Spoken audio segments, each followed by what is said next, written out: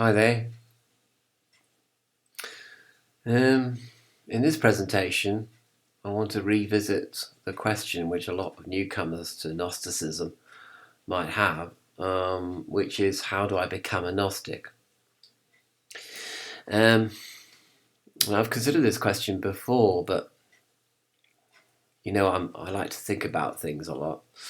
It could be that it's it's a silly question, really, because I can imagine somebody, walking along the street or walking through a wood or something, and suddenly a spiritual light bulb switches on in their mind, and they have a vision. Perhaps they have a vision of a saint or some kind of spiritual vision, which completely changes their lives. And I would say, that would be a Gnostic experience as such. So, it's not a matter of you calling God; it's God calling you. Through gnosis, through the direct experience of the divine. So in a sense, how can I become a Gnostic? Is not really a question. You can't become a Gnostic. Gnosticism, the Gnostic experience just happens to you, or it doesn't happen to you. And when it does happen to you, you'll be under absolutely no doubt that it has happened, and that everything in your life falls into place and change is created as a result of what you experience. Your whole life changes.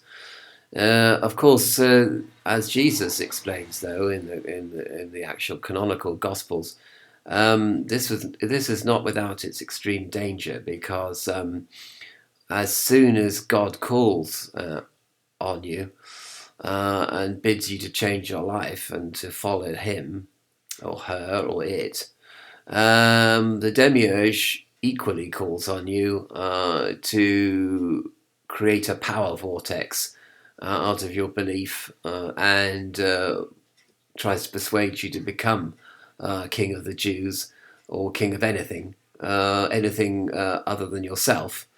And problems can arise, problems of ego, problems of hidden agendas and things that haven't been resolved from your childhood, and all these come sweeping up.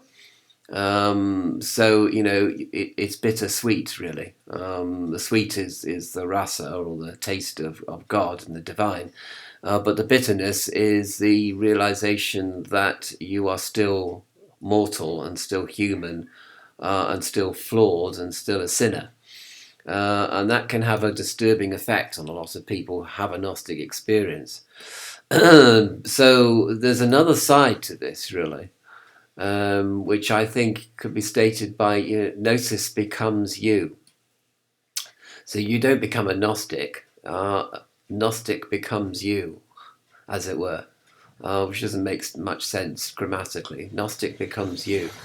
And so you can follow a Gnostic life, a life inspired by Gnosticism, even if you never have a Gnostic experience or experience of the divine.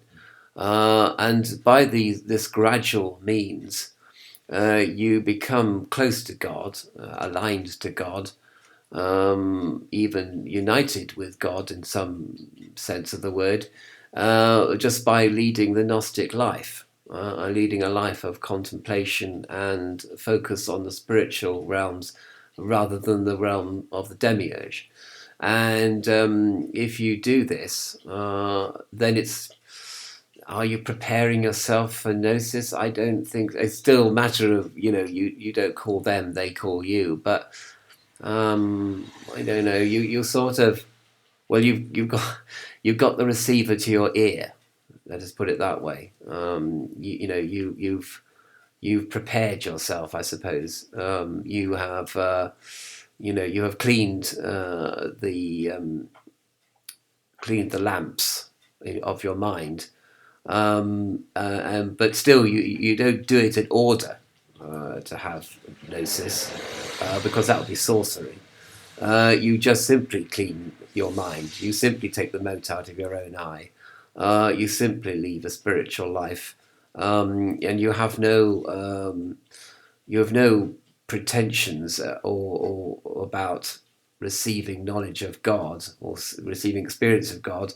Your ambition, if there's such a word, is to lead the spiritual life, and to be what I call practical spirituality, or develop practical energy, as Steiner said, Rudolf Steiner. But certainly not in order to cause anything to happen. Um, I was in contact with the Temple of Set in the 1980s, and they have this thing called Zephyr, which is becoming. But I've always thought that wasn't something for me. Maybe it's something for you, because it's left-hand path and it's becoming, so that you're causing things to happen. You waggle your magic wand, and and summon the divine to you, as it were. I don't think it's ever for me. I mean, I think, so you're busy, you're trying to always call the divine. Come here, come here, divine. Whistling it like a dog. And I never felt really happy about Zephyr as a philosophy, or about the left-hand path, which a Temple of Set represents in its most mature, most mature, most mature form, I suppose, really. And there are much more immature forms of left-hand path around, I can assure you. But that's the most mature. But I never really liked Zephyr. I always thought there was something rather queer about Zephyr as a philosophy in the Temple of Set and the left-hand path. I was always rather uncomfortable. So it's definitely not for me. And so therefore I have a much more right-hand path view, which is basically that you wait for them to call you, if ever. And you don't really want that to happen necessarily. You don't expect that to happen. You don't think you're entitled for it to happen. But on the other hand, it's nice to practice spiritualities to make your life more bearable, and also to try to create more mental stability, which is something that I desperately need. And this is much better. So gnosis becomes you, as it were, rather than you becoming gnosis. So you don't become a Gnostic. There's something inside of you which is Gnostic, and you're just aligning yourself to that something, or listening for that something, the voice of the silence. And that's basically all you can expect, apart from a dog which is whining. You can always expect that to happen. So apart from that, that's all I have to say about revisiting. So how do I become a Gnostic? Well, I suppose you should live a contemplative life, despite the whining of a dog, and you should contemplate the divine, and that's all you can do in the face of the demiurge and this lower world.